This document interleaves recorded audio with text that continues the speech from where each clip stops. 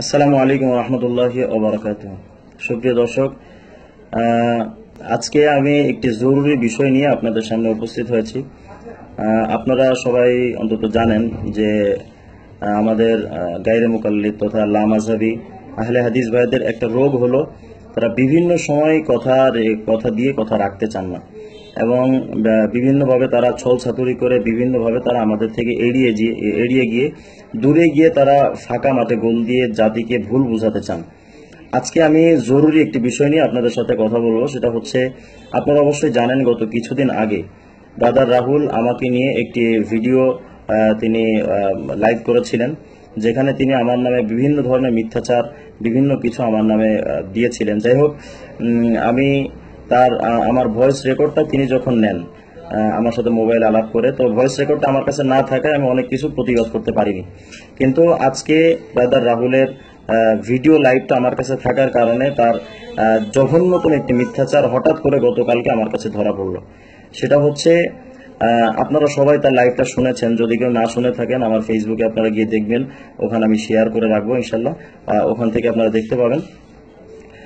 তিনি ফেসবুকে লাইভে এসে তিনি একটা কথা দাবি করেছিলেন, সেটা হলো যে তিনি সামনে এপ্রিল মাসে বাংলাদেশে আসবেন এবং আমার সাথে তার বসার জন্য তিনি চূড়ান্ত ঘোষণা দিয়েছেন যে আগামী এপ্রিল মাসে তিনি বাংলাদেশে আসবেন এবং আমার সাথে বসবেন।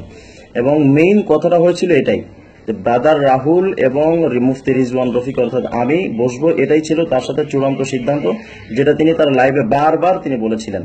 কিন্তু গতকালকে আমি তার মেসেঞ্জারে আলাপ করলাম যে আপনি কবে বাংলাদেশে আসছেন বা কবে বসবো, সবকিছু আগে থেকে আলোচনা হতে হবে। কারণ হলো, আপনারা জানেন আহলে হাদিসরা অনেক সময় ডেট দিয়েও তারা আসেন না। তো ডেট দেওয়ার পরে, জায়গা নির্ধারণ হওয়ার পরেও যদি না আসে, তাহলে ডেট নির্ধারণ না হওয়া এটা তো বাতরিকা ওলা, অর্থাৎ আরো উত্তম পন্থায় তো তিনি না আসার নামান্তর, এটা আমার ধরে নিতে হয়। এই জন্য আমি গতকালকে মেসেঞ্জারে তাকে নক করেছিলাম যে আপনি কবে বাংলাদেশে আসছেন এবং কবে বসবেন আমার সাথে, বিষয়টা এখনই ক্লিয়ার হওয়া দরকার। তো ব্রাদার রাহুল আমাকে বললেন যে ঠিক আছে, আমি বাংলাদেশে আসি, তারপরে কথা হবে। যাই হোক, ওই বিষয়টা আমি আজকে আমি আবার পরবর্তীতে লাইভে আমি ডেট ঘোষণা করব, কবে বসছি বা কিভাবে বসবো, তারও যেন প্রবলেম না হয়, আমারও প্রবলেম না হয়, এমন একটা ডেট ইনশাল্লাহ ঘোষণা করা হবে। যাই হোক, মূল বিষয়টা আজকে যেটা আলোচনা করার জন্য আসছি সেটা হলো, ব্রাদার রাহুলকে গতকালকে আমি বললাম যে আপনি ভিডিওটা লাইভ করার পরে 23শে ফেব্রুয়ারি 8:35 আপনি একটা পোস্ট করেছিলেন যে আপনি এবং আরেকজন বসবেন। তো আপনার এই বিষয়টা আমার কাছে একটু খটকা লাগছে। সেটা হলো, আপনি এবং আমি বসার সিদ্ধান্তটা হলো আপনার লাইভে, অর্থাৎ আপনি লাইভে বললেন যে বাংলাদেশে এসে মুফতি রিজওয়ান রফিকের স্বাদ মিটাবো এবং তার কি শখ জেগেছে শখটা মিটিয়ে দেওয়া হবে, এটা বলে আপনি বিভিন্নভাবে আপনি লাইভ করেছিলেন এবং সেখানে আপনি বারবারই বলতে চেয়েছিলেন যে আপনি বাংলাদেশে এসে আমার সাথে বসবেন। এই কথাই ছিল যে আপনি আমার সাথে বসবেন। কিন্তু ব্রাদার রাহুল সাহেব গতকালকে মেসেঞ্জারে আমি একটু পরে মেসেঞ্জারটা আপনাকে দেখাচ্ছি, যে সেখানে তিনি বারবার তিনি দাবি করতেছেন যে তিনি আমার সাথে বসবেন, এরকম কোনো কথা তিনি কোথাও বলেননি। অথচ তিনি হয়তো জানতেন না যে আমার কাছে ভিডিও লাইভটি রয়েছে, জানলে হয়তো এমন কথা বলতেন না। তো ভিডিও লাইভের মধ্যে তিনি বারবারই যে বলেছেন মুফতি রিজওয়ান রফিকের সাথে বসবো, আমি আহলে হাদিসের একজন আমালে আহলে হাদিস মানে আল্লাহ পাক জানেন কি জানে। যাই হোক, একজন ছাত্র না, একজন সাধারণ মানুষ, বড় একজন হানাফির সাথে বসবে, এগুলো বলে তিনি বারবার আমাকে ইনসাল্ট করার চেষ্টাও করেছিলেন। যাই হোক, আমি মূল যেটা বোঝাতে চাচ্ছি, ব্রাদার রাহুল সাহেব তিনি তার ফেসবুক লাইভে বারবার বলেছেন যে মুফতি রিজওয়ান রফিকের সাথে ব্রাদার রাহুলের বৈঠক হবে, বাট সেখানে আরেকজন যুক্ত হবে, এরকম কোনো কথা তিনি বলেননি। যাই হোক, আমি তাকে প্রশ্ন করলাম যে আপনি আরেকজন নিয়ে বসবেন এবং আমাকে আরেকজন নিয়ে বসতে আপনি ঘোষণা দিলেন, কারণটা কি? তো তিনি এক পর্যায়ে ডাইরেক্ট আমাকে বলে দিলেন যে আমি এমন কোনো কথা কোথাও বলিনি। অর্থাৎ তিনি বোঝাতে চাচ্ছেন যে আমি এবং ব্রাদার রাহুল, অর্থাৎ ব্রাদার রাহুল এবং মুফতি রিজওয়ান রফিকি একসাথে বৈঠক হওয়ার কথা তিনি নাকি কোথাও বলেননি। অথচ এটা এমন একটা জঘন্য মিথ্যাচার, জাতির সামনে এটা কত বড় একটা মিথ্যাচার আমি একটু পরে আপনাদেরকে দেখাচ্ছি। ডাইরেক্ট ব্রাদার রাহুলের ভয়েস এবং ভিডিও সহ আমি আপনাদেরকে দেখাচ্ছি ব্রাদার রাহুল সাহেব কোথায় কোথায় বলেছিলেন। আপনারা আপনাদেরকে আগে মেন দেখাই নিয়ে আসি যে তিনি যে অস্বীকার করতেছেন এই মেসেঞ্জার ভিডিওটা আমি আপনাদেরকে আগে দেখাই। তিনি যে দুইজন বৈঠকের বিষয়টা অস্বীকার করতেছেন, এই বিষয়টা আগে আপনাদের ক্লিয়ার হওয়া দরকার। চলুন আমরা একটু দেখে নেই যে ব্রাদার রাহুল সাহেব তিনি বারবারই বলতেছেন যে আমি এমন কোনো কথা কোথাও বলিনি, অর্থাৎ একসাথে বৈঠক হওয়ার কোনো কথা নাই। চলুন।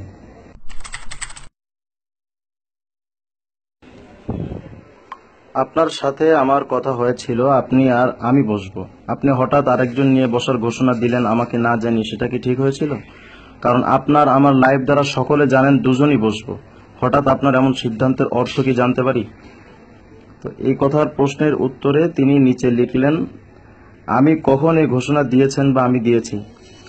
একাই বসবো, প্রমাণ কোথায়? মানে উনি এটা দ্বারা বোঝাতে চাচ্ছেন যে আমি আপনি বসবো, এরকম কোনো কথা তিনি বলেননি। যদি প্রমাণ থাকে তাহলে উনি আমাকে বলছেন প্রমাণ দেওয়ার জন্য। তো প্রশ্নের জবাবে আমি বললাম, আপনি বলেছিলেন আপনি আসবেন এবং আমার সাথে বসবেন, সেখানে অন্য কারো কথা বলেছিলেন কি? উত্তরে তিনি বললেন, আপনার ভিডিও ভালোভাবে আবার শুনিয়েন, আপনি বলেছেন কেউ না বসলে আপনি একাই বসবেন। আর আমি আপনার সাথে কথা বলার পরে এফবি পোস্ট দিয়েছি, দেখুন সেখানে দুজনের কথা আছে। আর আমার সাথে কোনো আলিম থাকিবে না, জেনারেল ছেলে থাকবে ইনশাল্লাহ। পরে আমি লিখেছি, আচ্ছা আমি বের করতেছি প্রমাণ কোথায়, মানে আমি সেই প্রমাণটা বের করব, পরে কথা হবে ইনশাল্লাহ। জাজাকাল্লাহ। এরপরে ব্রাদার রাহুল আবার লিখলেন, 23শে ফেব্রুয়ারি রাত্রে 8:35 পোস্ট দিয়েছি দেখুন। প্রিয় দর্শক, এটা কিন্তু আরেকটা মিথ্যা। উনি যে আমাকে বলেন আমি নাকি ভুলে যাই, অথচ উনি দেখুন কিভাবে মিথ্যাচারটা করতেছেন। উনি লিখেছেন 23শে ফেব্রুয়ারি রাত 8:35, অথচ এটা ছিল 23শে ফেব্রুয়ারি রাত 9:05। দেখুন আমি স্ক্রিনশটটা দেখাচ্ছি, এই যে এখানে দেখুন, এটা কি 8:35 নাকি 9:05? সুতরাং এটা আর একটা মিথ্যাচার। মানে ওই পোস্টে তিনি দিয়েছিলেন যে দুইজন বসবেন, কিন্তু ওনার লাইভের কথা আমি জানতে চাচ্ছি বিষয়টা। উনি লাইভে যে বলেছেন যে একা একা বসার কথা, উনি সেটা বাদ দিয়ে তিনি বোঝাতে চাচ্ছেন যে আমার পোস্ট দেখুন, আমি পড়ে এরপরে আমি লিখেছি, আচ্ছা আপনি বুঝে বলেছেন তো যে আমরা দুজনই বসার কথা আপনি বলেননি, আমরা দুজনে বসবে এমন কথা আপনি বলেননি, মুসলিম হলে সত্য বলবেন। পরে তিনি লিখলেন, আচ্ছা প্রমাণ দিন, কোথায় বলেছি? আজব, প্রমাণবিহীন কথা বলছেন কেন? আপনি আসলে অনেক কিছু ভুলে যান, এটা আমি ভালোভাবে উপলব্ধি করতে পেরেছি। আচ্ছা প্রমাণ দিন। আচ্ছা ভাই প্রমাণ দিন, আমি স্টেজে উঠলাম, এখন আমার মাহফিল। এরপরে আমি লিখলাম, আচ্ছা আপনি আবার বলুন তো, আমরা দুজন বসার কথা হয়নি, আবার বলুন। তিনি লিখলেন, ভালো করে ভিডিও শুনুন, দাবি আপনার, প্রমাণ আপনি দেন। পর আমি লিখেছি, আমরা দুজনই বসবো বলে আপনি বারবার লাইভে বলেছেন, এখন অস্বীকার করছেন, প্রমাণ দেব বটে ইনশাল্লাহ, তবে আরেকবার বলুন আপনি দুজনই বসার কথা কোথাও বলেননি। পরে লিখেছেন তিনি, একবারও বলিনি আমরা দুজনই বসবো, আপনি আমার নামে মিথ্যা বলার পাপে পাপী। পরে লিখেছেন তিনি, একবারও বলিনি আমরা দুজনই বসবো, আপনি আমার নামে মিথ্যা বলার পাপে পাপী। পরে আমি লিখেছি, ব্যাস ইনশাআল্লাহ কাল প্রমাণ হাজির করব, জাতির সামনে অপেক্ষা করুন, কে মিথ্যাবাদী কাল জাতি দেখবে, মুকাল্লিদগণ মিথ্যুক না গায়ের মুকাল্লিদরা মিথ্যুক, কাল প্রমাণ হবে। তিনি লিখলেন, ইনশাআল্লাহ আপনি মিথ্যাবাদী, এটা প্রমাণ করে দিয়েছি আলহামদুলিল্লাহ, আবার প্রমাণ করে দিব আপনি মিথ্যাবাদী ইনশাআল্লাহ। পরে আমি লিখেছি, ইনশাআল্লাহ, তবে এবার লাইভটা আমার কাছে ডাউনলোড করা আছে। মানে আমি এই কথা দ্বারা বোঝাতে চেয়েছি যে তিনি যে আমার আগের ভয়েস রেকর্ডটা বিভিন্নভাবে তিনি জাতির সামনে উত্থাপন করেছিলেন, কিন্তু ভয়েস রেকর্ডটা আমার কাছে না থাকে আমি তার প্রতিবাদ করতে পারিনি। কিন্তু এবার প্রতিবাদ করতে তো আর আমার কোনো বাধা নেই, কারণ এখন আমার কাছে সম্পূর্ণরূপে তার ভিডিও লাইভটা আমার কাছে রয়েছে। সুতরাং এখন দুই নাম্বারই করা বা এখানে কোনো তার ছলচাতুরি করার কোনো সুযোগ থাকবে না ইনশাল্লাহ।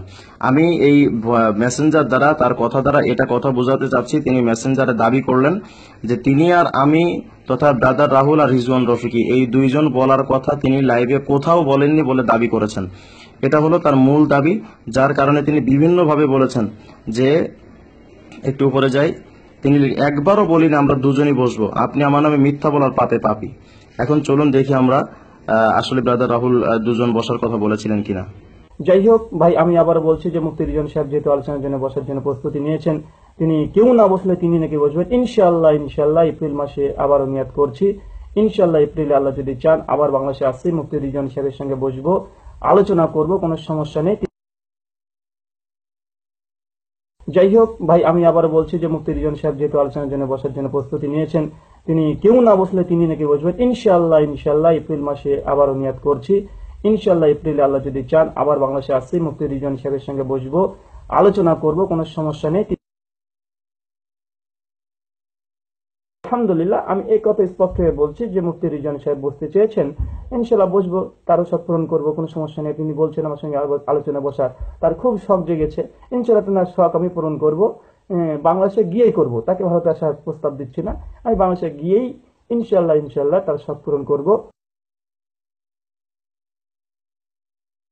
তো একটা নতুন ইতিহাস শুরু হবে, এই এক অন্য ইতিহাস, যে মুফতি মুফতি হানাফি দেওবন্দি মুফতির সঙ্গে একজন আম জেনারেল শিক্ষিত আহলে হাদিস, আহলে হাদিস, আমল কারনাওয়ালা আহলে হাদিসের মুনাজারা হবে, মানে বাংলার জমিনে আলহামদুলিল্লাহ প্রথম ইতিহাস। যে যাই হোক, একজন দেওবন্দি, একজন আলেম, যিনি নিজেকে আলেম দাবি করেন, মুফাসসিরে কোরআন, বিভিন্ন কিছু তার লকব দেখলাম, তিনি এত বড় একজন আলেমের সঙ্গে আলহামদুলিল্লাহ তিনি আলোচনার জন্য প্রস্তুত নিয়েছেন। এটা একটা ইতিহাস যে মুনাজারা হবে, মুনাজারা বাহাস হবে, যেখানে আম জনতার সঙ্গে আহলে হাদিস একজন বড় মাপের দেওবন্দি হানাফি দেওবন্দি মুফতি সাহেবের। দর্শক, এই জায়গাটা একটু ভালো করে শুনতে হবে, তিনি কি বলতে চাচ্ছেন। যে একজন সাধারণ আহলে হাদিসের সাথে দেওবন্দি একজন আলেমের বৈঠক হবে, ভালো করে বুঝবেন। তিনি কিন্তু এটা বলেছেন যে সাধারণ একজন আহলে হাদিসের সাথে একজন হানাফি আলেমের বৈঠক হবে।